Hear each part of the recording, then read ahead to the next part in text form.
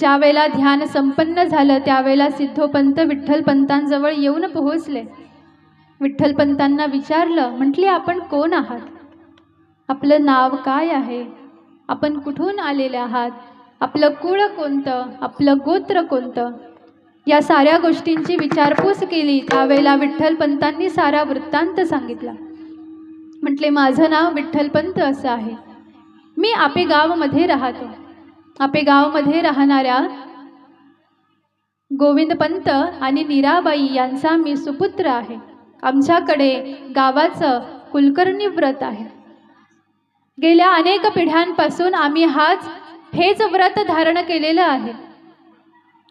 आपलं गोत्र सांगितलं, वर्ग सांगितला, कुळ सांगितलं आणि हे ज्या वेळेला सिद्धोपंतांनी ऐकलं त्यावेळेला घरी जाऊन पोहोचले. आपल्या कन्येची पत्रिका घेतली, विठ्ठलपंतांची पत्रिका तयार केली आणि जुळवून पाहिली तर लक्षात आलं की तंतोतंत पत्रिका जुळते आहे.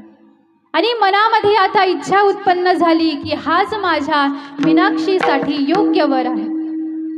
पण विठ्ठलपंतांना जाऊन कसं सांगावं कळत नव्हतं. एक दिवस पुन्हा विठ्ठलपंतांजवळ जाऊन पोहोचले आणि हात जोडून प्रार्थना केली. म्हटले पहा, गेल्या अनेक दिवसांपासून मी तुम्हाला इथं राहताना पाहतो आहे. तुमच्याकडे पाहिल्याबरोबर लक्षात येतं की तुम्ही कुणीतरी विलक्षण महात्म्य आहात आणि तुमच्यासारख्या साधूचे, तुमच्यासारख्या महात्म्याचे जर का पावलं आमच्या घराला लागली तर माझ्यासोबत माझ्या साऱ्या कुटुंबाचं, परिवाराचं सुद्धा परमकल्याण होऊन जाईल. जराशी तुमची सेवा आम्हाला प्राप्त होईल म्हणून माझी विनंती आहे तुम्हाला, तुम्ही काही दिवस आमच्या घरी येऊन राहा. विठ्ठलपंतांना नकार देता आला नाही. सिद्धोपंतांच्या घरी येऊन पोहोचले. फलाहार झाला, आदरातिथ्य संपन्न झालं आणि पुन्हा एक वेळेला प्रार्थना केली. म्हटली आपण काही दिवस इथंच थांबा. विठ्ठलपंतांनी होकार दिला आणि काही दिवस विठ्ठलपंत त्याच ठिकाणावरती राहायला लागले.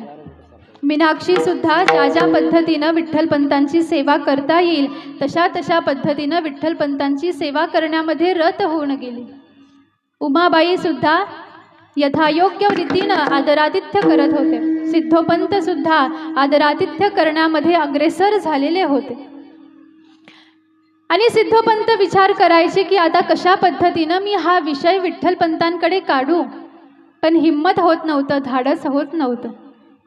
आणि त्याच दिवशी रात्रीच्या समयाला ज्यावेळेला सिद्धोपंत विश्रांती घेण्यासाठी पहुटले होते त्यावेळेला स्वप्नामध्ये साक्षात सिद्धेश्वर भगवंत येऊन पोहोचले. आणि सिद्धेश्वर भगवंतांनी आज्ञा केली. म्हटले सिद्धोपंता, तुझ्या घरी जो विठ्ठलपंत म्हणून राहण्यासाठी युवक आलेला आहे ना, त्याच्यासोबत तू तुझ्या कन्येचा विवाह लावून दे, कारण मला त्याच्या उदरी जन्म घ्यायचा आहे. सिद्धोपंतांनी ज्या वेळेला हे पाहिलं त्यावेळेला आनंद झाला. जी माझी इच्छा आहे तीच भगवंतांची सुद्धा इच्छा आहे. कौल प्राप्त झाला आणि दुसऱ्या दिवशी प्रभात समयाला सिद्धोपंत विठ्ठलपंतांजवळ जाऊन पोहोचले. रात्रीच्या समयाला झालेला स्वप्न दृष्टांत सांगितला. पण विठ्ठलपंत म्हणायला लागले, पहा, माझ्या अंतःकरणामध्ये विवाह करण्याचा मानस अजिबात नाही. ज्या वेळेला वडिलांनी सुद्धा माझ्याकडे अशा प्रकारची इच्छा व्यक्त केली होती त्यावेळेला मी तो विषय त्याच ठिकाणावरती टाळला होता. मला तीर्थयात्रा करायची आहे आणि तीर्थयात्रा पूर्ण झाल्यानंतर मला जीवनभर विरक्ताचं रूप धारण करून, वेश धारण करून, विरक्त अवस्था धारण करून मला राहायचं आहे, मला विवाह करायचा नाही. पण ज्यावेळेला सिद्धोपंत सांगायला लागले, म्हटले पहा, साक्षात भगवंतांची अशी इच्छा आहे, भगवंतांचा निरोप आहे. त्यावेळेला विठ्ठलपंत म्हणतात, ज्या भगवंतांनी तुमच्या स्वप्नामध्ये येऊन हा आदेश दिलेला आहे ना, तोच भगवंत ज्या वेळेला माझ्या स्वप्नामध्ये येईल आणि असाच आदेश करेल त्याच वेळेला मी तुमच्या कन्येसोबत विवाह करीन. आणि असं सांगतात की त्याच रात्रीला सिद्धेश्वर भगवंत विठ्ठलपंतांच्या स्वप्नामध्ये जाऊन पोहोचले. विठ्ठलपंतांना झोपेतून जाग केलं आणि सिद्धेश्वर भगवंत म्हणतात, विठ्ठला, अरे उठ, कधीपर्यंत झोपून राहतोस? मला जन्म घ्यायचा आहे तुझ्या घरामध्ये. तूच जर का विवाह केला नाही तर आम्ही कसे येऊ? माझी आज्ञा आहे तुला, आदेश आहे की तुला सिद्धोपंतांच्या कन्येसोबत विवाह करावाच लागेल. पण आता मात्र विठ्ठलपंतांचा सुद्धा नाईलाज झाला. दुसऱ्या दिवशी प्रभात समयाला प्रामाणिकतेनं विठ्ठलपंतांनी जो स्वप्नदृष्टांत झाला तो सांगितला आणि म्हटले, मी तुमच्या कन्येसोबत विवाह करण्यासाठी तयार आहे. सिद्धोपंतांनी ज्या वेळेला सारी जुळवाजुळव केली त्यावेळेला लक्षात आलं की ज्येष्ठाचा महिना चालू आहे आणि शेवटची तिथी आता उरलेली आहे. विठ्ठलपंतांच्या गावी जर का निरोप द्यायचा म्हटला, तिकडून जर का सारी लग्नाची तयारी करायची म्हटली तर याच्यामध्ये बराच काळ निघून जाईल आणि तिथी सुद्धा डावलून जाण्याची शक्यता आहे. म्हणून सिद्धोपंतांनी मीनाक्षीच्या आणि विठ्ठलपंतांच्या विवाहाची सारी तयारी अगदी कमी कालावधीमध्ये केली आणि आळंदी क्षेत्रामध्येच सिद्धोपंतांनी विठ्ठलपंतांचा विवाह आपल्या कन्येसोबत लावून दिला. सालंकृत कन्यादान केलेलं आहे आणि त्याच ठिकाणावरती विठ्ठलपंत राहत आहेत. या मीनाक्षी माता की ज्यांचं विवाहानंतर मीराबाईंनी रुक्मिणी असं नाव ठेवलं. कारण मीराबाईंनी विचार केला, माझ्या मुलाचं नाव विठ्ठल आहे, विठ्ठलाला केवळ रुक्मिणीच शोभू शकते, म्हणून मीनाक्षीचं नाव रुक्मिणी असं ठेवलं. आणि त्याच ठिकाणावरती आता विठ्ठलपंत आणि मीनाक्षी माता राहत आहेत. अनेक दिवस होऊन गेले. ज्येष्ठाचा महिना संपला, आषाढ लागला. आता मात्र विठ्ठलपंतांना पंढरपुराची वारी करण्याची इच्छा अंतःकरणामध्ये उत्पन्न झाली आणि मनामध्ये असलेला मानस व्यक्त केला. सिद्धोपंतांना सांगितलं, म्हटले मला वारीसाठी जायचं आहे. सिद्धोपंतांनी सुद्धा तयारी दर्शवली. सिद्धोपंत तयार झाले, आईसाहेब तयार झाला, मीनाक्षी माता तयार झाली आणि गावामध्ये असलेले काही सद्गृहस्थ भाविक सुद्धा तयार झाले आणि आता हे सारे जण मिळून वारी करता करता पंढरपूर क्षेत्रामध्ये येऊन पोहोचले. सिद्धोपंतांनी एका हाताला विठ्ठलपंतांना धरलेला आहे, एका हाताला मीनाक्षी मातेला धरलेला आहे, अर्थात रुक्मिणी मातेला धरलेला आहे आणि दोघांना सुद्धा पांडुरंग परमात्म्याच्या चरणी समर्पित केलं आणि विनंती केली. म्हटले, पांडुरंगा, इथून पुढे या दोघांचा सुद्धा सांभाळ आता तुम्हाला करायचा आहे. पांडुरंगरायांचं दर्शन घेतलं, पुंडलिकरायांचं दर्शन घेतलं, संपूर्ण क्षेत्राचं दर्शन घेतल्यानंतर आता विठ्ठलपंत म्हणायला लागले की इथून पुढे मला तीर्थयात्रा करायची आहे. रामेश्वरमपर्यंत तीर्थयात्रा झाल्यानंतर मी परत आळंदीमध्ये वापस येईल, तोपर्यंत तुम्ही आळंदीमध्येच राहा. सिद्धोपंत, मीनाक्षी माता, आईसाहेब आळंदीमध्ये येऊन पोहोचल्या आणि तिथून पुढे विठ्ठलपंतांनी आपली तीर्थयात्रा आरंभ करून दिली. पूर्ण तीर्थयात्रा केल्यानंतर पुन्हा एक दिवस आळंदीमध्ये विठ्ठलपंत येऊन पोहोचले. 4 दिवस आळंदीमध्ये राहिले आणि एक दिवस आता विठ्ठलपंतांना आपल्या आईवडिलांची भेट घेण्याची इच्छा झाली.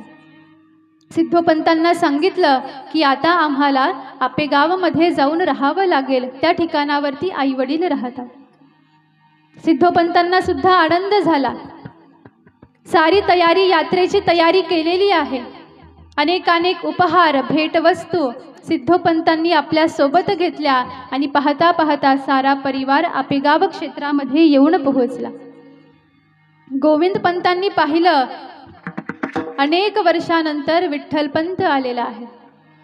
धावत धावत घराच्या बाहेर गेले आणि विठ्ठलपंतांना घट्ट मिठी दान केली, आलिंगन दान केलं आणि म्हणतात, विठ्ठला, अरे किती उशीर केलास बाळा येण्यासाठी, तीर्थयात्रा करण्यासाठी इतका वेळ लागतो का? एवढं बोलतच होते. पाठीमागे पाहिलं, समोर पाहिलं तर लक्षात आलं की विठ्ठलपंताच्या पाठीमागे एक युवती उभी आहे. नीराबाईंना बोलवलं. नीराबाई येऊन पोहोचल्या. नीराबाई म्हणतात, तू कोण आहेस? त्यावेळेला विठ्ठलपंतांनी परिचय दिला. म्हटले, आईसाहेब, आळंदीमध्ये अशी अशी घटना माझ्यासोबत घडली आणि भगवंतांची इच्छा, आदेश म्हणून मला या कन्येसोबत विवाह करावा लागला. हिचं नाव मीनाक्षी असं आहे. गेल्या अनेक वर्षांपासून मीराबाई आणि विठ्ठलपंतांचे वडील गोविंदपंत आपल्या लेकराची वाट पाहत होते. आणि आज विठ्ठलपंतांचं दर्शन झालं. एकट्या विठ्ठलपंतांचं दर्शन झालं असं नाही, तर सुनेचं सुद्धा दर्शन झालेलं आहे. आणि आता मात्र आनंद मनामध्ये मावेनासा झाला. एवढा आनंद व्हायला लागला की ज्या एकट्याची आम्ही वाट पाहत होतो तो एकटा तर आला, पण सोबत आपल्या अर्धांगिनीला सुद्धा घेऊन आलेला. एवढ्या वेळामध्ये सिद्धोपंत उमाबाई येऊन पोहोचल्या. साऱ्यांच्या भेटी झाल्या, घरामध्ये येऊन पोहोचल्या. सिद्धोपंतांची एकुलती एक मुलगी मीनाक्षी आणि गोविंदपंतांचा एकुलता एक पुत्र विठ्ठलपंत, हे दोघंही जण एकटे असल्यामुळे आणि लाडाचे असल्यामुळे अनेक रीतीनं आपल्या अंतःकरणामध्ये असलेला प्रेम आनंद त्यांच्यावरती आता सारेजण व्यक्त करायला लागले. सारेजण त्यांचे लाड करायला लागले. जशा पद्धतीनं ते म्हणतील त्या पद्धतीनं सारेजण वागत होते. ते उपचार त्यांना दान करत होते. सिद्धोपंतांनी विचार केला की आता आपण कन्येला याच ठिकाणावरती राहू देऊ आणि आपण परत जाऊ. आणि म्हणून एक दिवस सिद्धोपंत आणि उमाबाई पुन्हा आळंदीमध्ये येऊन पोहोचल्या. आणि इकडे आरंभ झाला आपेगाव क्षेत्रामध्ये विठ्ठलपंत आणि रुक्मिणी मातेचा प्रपंच गृहस्थाश्रम. विवाह झाल्यानंतर काहीच दिवसांमध्ये विठ्ठलपंतांचे आई वडील या दोघांचं सुद्धा देहावसान झालं. आणि आता घरामध्ये विठ्ठलपंत आणि रुक्मिणी माता हे दोघं जण राहत आहेत. तीर्थयात्रा करून आल्यानंतर विठ्ठलपंतांची चर्या ही पूर्णपणे बदलून गेलेली होती. विवाह झालेला होता, पण त्याचा परिणाम विठ्ठलपंतांवरती झाला नाही. घरामध्ये लक्ष नव्हतं. घरामध्ये काय चालू आहे कशाकडेही लक्ष नव्हतं.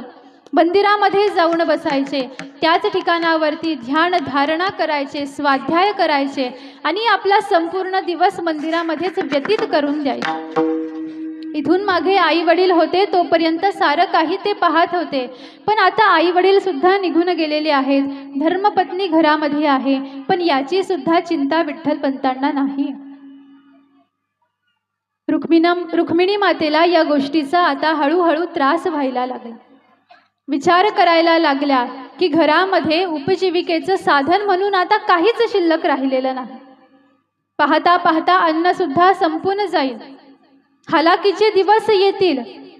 विठ्ठलपंतांना समजून सांगण्याचा प्रयत्न करण्यात आला, पण त्याचा काहीच परिणाम झाला नाही. पाहता पाहता विवाहाला 6 वर्ष होऊन गेलेले आहेत. संतती प्राप्त झालेली नाही याचं सुद्धा दुःख. आणि आता मात्र रुक्मिणी मातेला हे सारं काही सहन झालं नाही. आणि सिद्धोपंतांना अर्थात आपल्या वडिलांना निरोप दिला. सिद्धोपंत रुक्मिणी मातेजवळ येऊन पोहोचले. विठ्ठलपंतांना आपल्या जवळ घेतलं. विठ्ठलपंतांची समजूत घातली, समजावून सांगितलं.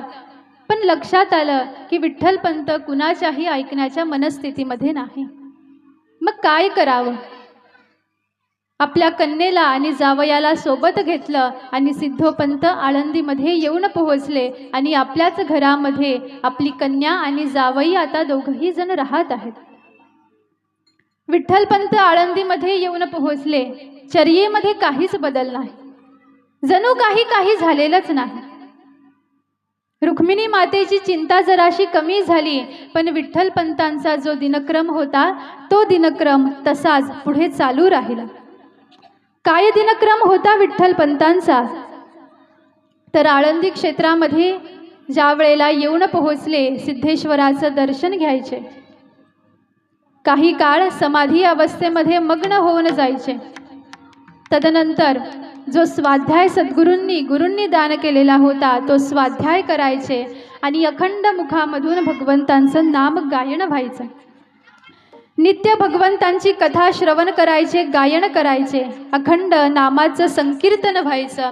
आणि क्षेत्रामध्ये जेवढे साधू यायचे त्या साऱ्यांची सेवा करण्यामध्ये आपला काळ व्यतीत करायला लागला. आषाढीची वारी, कार्तिकीची वारी आरंभ करून दिलेली आहे आणि भगवंतांच्या सेवेमध्ये आपला संपूर्ण काळ हा अतिशय सुखामध्ये आनंदामध्ये विठ्ठलपंत व्यतीत करायला लागले. आणि त्याचाच परिणाम असा झाला की अंतःकरणामध्ये जे वैराग्य होतं ते वैराग्य आता मात्र उफाळून बाहेर यायला लागलं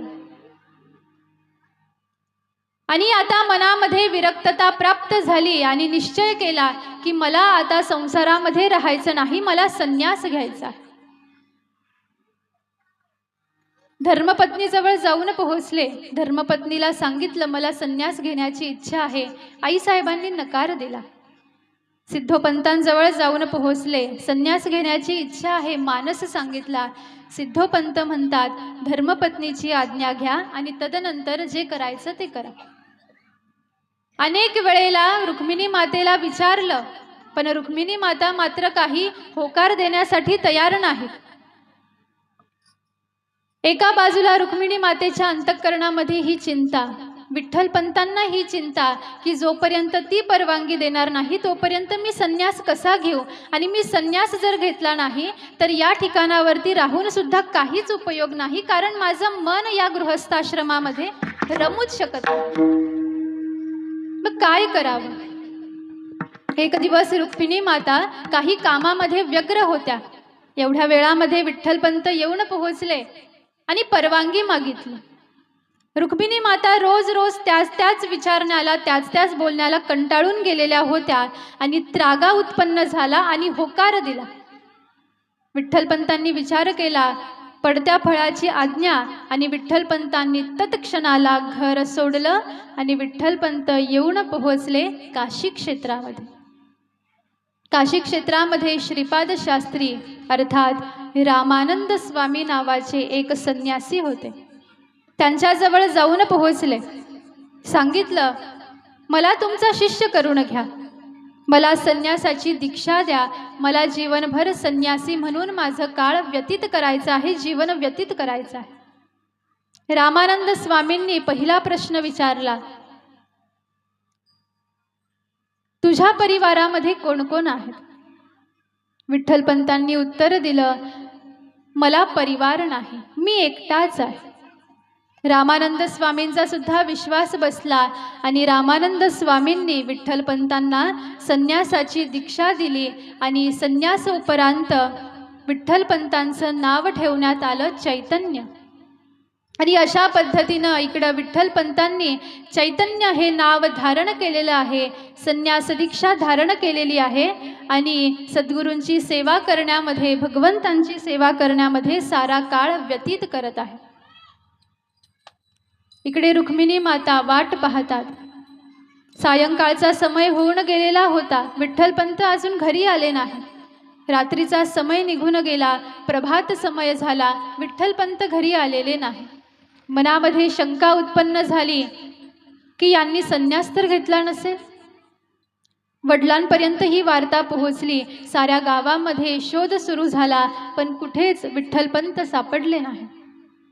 मग बऱ्याच दिवसानंतर एक तीर्थयात्रेकरू त्या गावामध्ये येऊन पोहोचला आणि त्याच्या मुखातून वार्ता ऐकली. म्हटले विठ्ठलपंत यांनी संन्यास दीक्षा घेतलेली आहे आणि त्यांचं नाव चैतन्य असं आहे.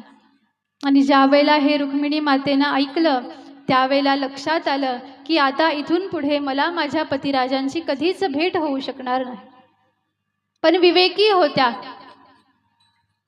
भक्तिमती होत्या आणि विचार केला, माझे पतिराज जर का भगवंतांच्या सेवेमध्ये, सद्गुरूंच्या सेवेमध्ये जर का संपूर्ण काल व्यतीत करण्याची इच्छा धारण करतात तर मी सुद्धा जसं माझ्या पतिराजांनी केलं त्याच पद्धतीनं मी सुद्धा अखंड भगवंतांच्या नामसाधनेमध्ये, तपश्चर्येमध्ये माझा काळ व्यतीत करेन. आणि व्रत धारण केलेलं आहे आता रुक्मिणी मातेनं. पिंपळाच्या पारावरती येऊन पोहोचायच्या, 108 प्रदक्षिणा घालायच्या, तदनंतर सिद्धेश्वराच्या मंदिरामध्ये जाऊन अभिषेक करायच्या, ध्यान करायच्या, उपवास करायच्या, व्रत वैकल्य करायच्या. आणि मनामध्ये एक आशा होती की मी जर का हे सारं काही केलं तर एक दिवस तो परमात्मा माझ्यावरती प्रसन्न होईल आणि ज्या वेळेला तो प्रसन्न होईल त्यावेळेला मी भगवंतांना मागेल की तुम्ही माझ्या पतिराजांना परत माझ्यापर्यंत आणून पोहोचवा. भगवंतांना प्रसन्न करण्याची इच्छा मानस आणि अशा पद्धतीनं रुक्मिणी मातेनं हे व्रत आरंभ करून दिलेलं आहे. व्रत आरंभ करून पाहता पाहता 12 वर्ष होऊन गेले. एक तप पूर्ण झालं आणि या व्रताचा परिणाम की आता रुक्मिणी मातेचं संपूर्ण शरीर हे तेजोमय झालेलं आहे. मुखमंडलावरती विलक्षण तेज प्राप्त झालेलं आहे. एवढी वर्ष साधना केली, तपश्चर्या केली आणि आता मात्र भगवंतांनी सुद्धा विचार केला की हिनं एवढी खडतर तपश्चर्या केलेली आहे आणि मला सुद्धा आता हिच्याच उदरी जन्म घ्यायचा आहे. आणि एक दिवस पुन्हा सिद्धेश्वर भगवंत रामानंद स्वामींच्या स्वप्नामध्ये जाऊन पोहोचले आणि सिद्धेश्वर भगवंतांनी आदेश केला, सांगितलं, म्हटले, रामानंदा, तुझ्या आश्रमामध्ये जो चैतन्य म्हणून साधक राहतो आहे ना, त्याचं नाव विठ्ठल असं आहे आणि तो आळंदी क्षेत्रामध्ये राहायचा. तर त्याची एक धर्मपत्नी आहे आणि गेल्या 12 वर्षापासून ती धर्मपत्नी त्याची वाट पाहते आहे. मी लवकरात लवकर आळंदीमध्ये जा, रुक्मिणी मातेला सोबत घ्या, सिद्धोपंतांना सोबत घ्या आणि परत काशीमध्ये या आणि पुन्हा एक वेळेला विठ्ठलपंतांना आदेश करा आणि गृहस्थाश्रम स्वीकारण्याची आज्ञा करा. जसाचा हा स्वप्न दृष्टांत प्राप्त झाला, आता मात्र रामानंद स्वामींनी सुद्धा विचार केला आणि चैतन्याला जवळ बोलावलं. चैतन्याला सांगितलं, म्हटले, पहा, मी तीर्थयात्रा करण्यासाठी आता चाललेलो आहे. काही दिवस मी आश्रमामध्ये नाही, त्यामुळे आश्रमाची सारी व्यवस्था तुला पाहायची आहे. आणि असं म्हणून रामानंद स्वामी जे काशीमधून निघाले, जाऊन पोहोचले आळंदीमध्ये. सिद्धेश्वराचं दर्शन घेतलं, पारावरती विराजमान झाले आणि त्याच वेळेला रुक्मिणी माता पिंपळाची प्रदक्षिणा पूर्ण करून सिद्धेश्वराच्या मंदिरामध्ये येत होत्या. पाहिलं, ओट्यावरती कुणीतरी साधू विराजमान झालेले आहेत, महात्मे विराजमान झालेले आहेत. त्यांचं दर्शन घ्यावं म्हणून त्यांच्याजवळ येऊन पोहोचल्या. रामानंद स्वामींचं दर्शन घेण्यासाठी जसंच खाली वाकल्या, हातामध्ये असलेल्या बांगड्यांचा आवाज झाल्याबरोबर रामानंद स्वामींचे नेत्र बंद होते. मुखामधून आशीर्वाद बाहेर पडला, पुत्रवती भव. जसाच हा आशीर्वाद ऐकला, रुक्मिणी माता जराशा हसल्या. रामानंद स्वामींनी आपले नेत्र उघडले आणि म्हणतात, तू माझा आशीर्वाद ऐकून का हसलीस? त्यावेळेला अतिनम्रतेने रुक्मिणी माता म्हणायला लागल्या, पहा, मी सौभाग्यवती तर आहे, पण माझे पती माझ्याजवळ नाहीत. 12 वर्षा अगोदर माझ्या पतींनी माझा त्याग केला आणि ते काशी क्षेत्रामध्ये जाऊन त्यांनी संन्यास दीक्षा घेतलेली आहे आणि त्या ठिकाणावरती ते आपल्या सद्गुरूंच्या सेवेमध्ये रत झालेले आहे. हे ऐकल्याबरोबर रामानंद स्वामींना चैतन्याचं स्मरण झालं आणि म्हटले, आईसाहेब, तुमच्या पतिराजांच्या अंगावरती असलेली एखादी खून सांगता का? त्यावेळेला रुक्मिणी मातेनं सांगितले, म्हटले, त्यांच्या डाव्या हातावर असलेल्या दंडावरती एक तुळशीपत्र आहे. ही खून लक्षात ठेवली रामानंद स्वामींनी आणि हे पक्क झालेलं होतं की हा नक्कीच चैतन्य आहे आणि याच चैतन्याची ही धर्मपत्नी आहे. रुक्मिणी मातेला म्हटले, आपण कुठे राहतात? आईसाहेबांनी घराचा पत्ता सांगितला. येऊन पोहोचले, सिद्धोपंतांची भेट घेतली आणि सांगितलं, म्हटले, सिद्धोपंत, तुमचे जावई माझ्याच आश्रमामध्ये राहत आहेत.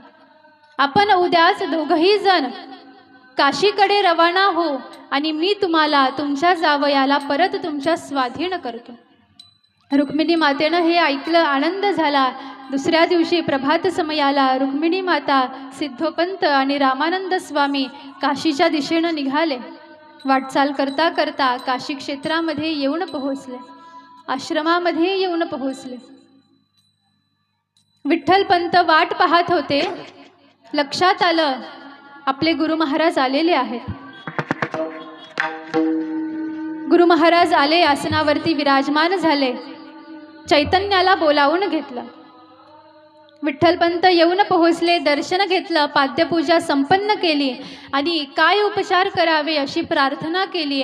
त्यावेळेला रामानंद स्वामी म्हणायला लागले, म्हटले चैतन्या, मी तुला जे काही प्रश्न विचारेल त्याचं खरं खरं उत्तर तू मला दे. चैतन्या, ज्या वेळेला तू पहिल्यांदा या आश्रमामध्ये आला होता त्यावेळेला मी तुला प्रश्न विचारला होता की तुझ्या परिवारामध्ये कोण कोण आहे. त्यावेळेला तू मला उत्तर दिलं की मला परिवार नाही, मी एकटाच आहे. तोच प्रश्न मी पुन्हा आज तुला एक वेळेला विचारतो, मला उत्तर दे, तुझ्या परिवारामध्ये कोण कोण आहे. आता मात्र विठ्ठलपंतांना खोटं बोलता आलं नाही. नेत्रांमधून अश्रुपात व्हायला लागला. सद्गुरूंच्या चरणावरती पडले, लोटांगण घेतलं आणि म्हणायला लागले, गुरु महाराज मला क्षमा करा. त्यावेळेला मी तुमच्यासोबत असत्य बोललो, पण आज खरं खरं सांगतो. म्हटले, मला एक धर्मपत्नी आहे जिचं नाव रुक्मिणी असं आहे आणि जी आळंदीमध्ये राहते. हे ऐकल्याबरोबर रामानंद स्वामींनी विठ्ठलपंतांना उठून उभं केलं. सिद्धोपंतांना आवाज दिला. सिद्धोपंत येऊन पोहोचले, रुक्मिणी माता येऊन पोहोचल्या आणि रामानंद स्वामी सांगायला लागले, चैतन्या,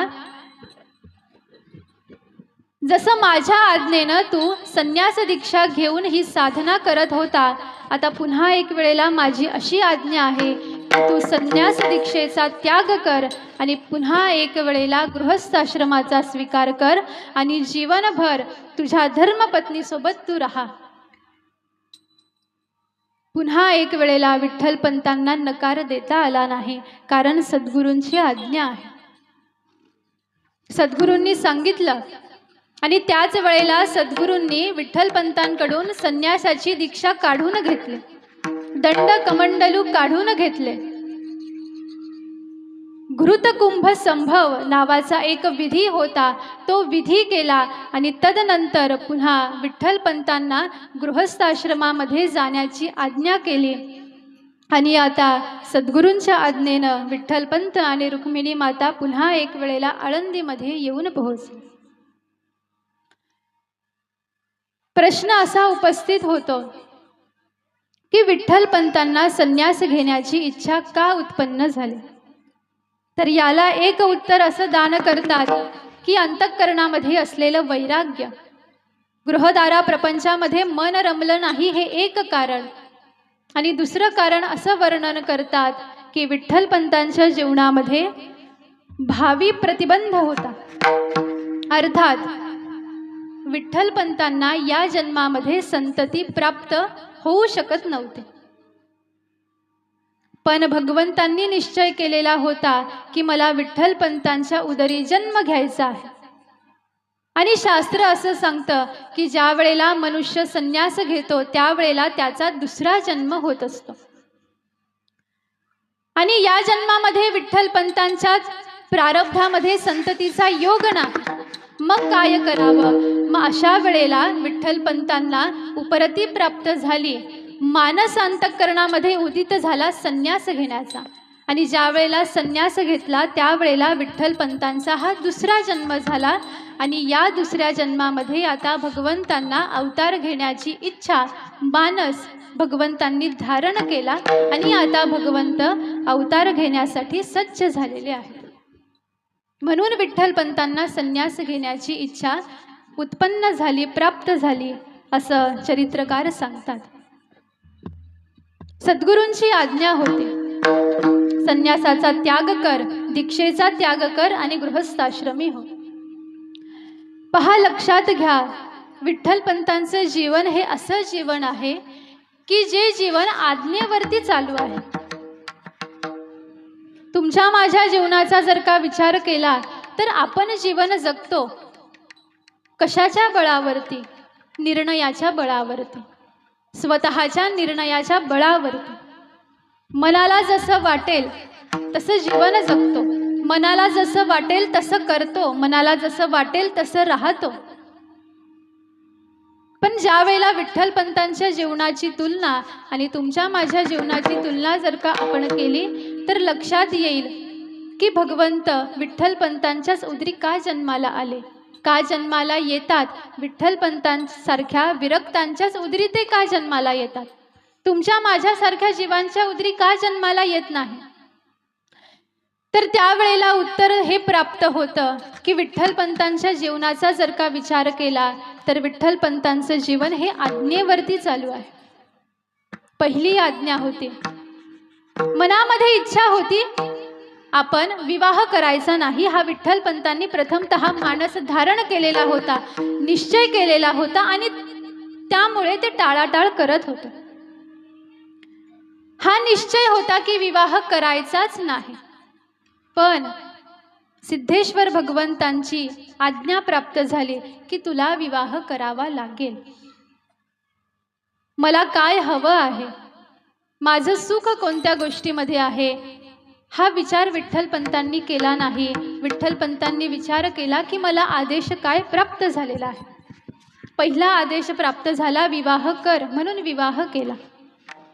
दुसऱ्यांदा आदेश प्राप्त झाला, तू संन्यास दीक्षेचा त्याग कर आणि पुन्हा गृहस्थाश्रमी हो, ही आज्ञा केली सद्गुरूंनी.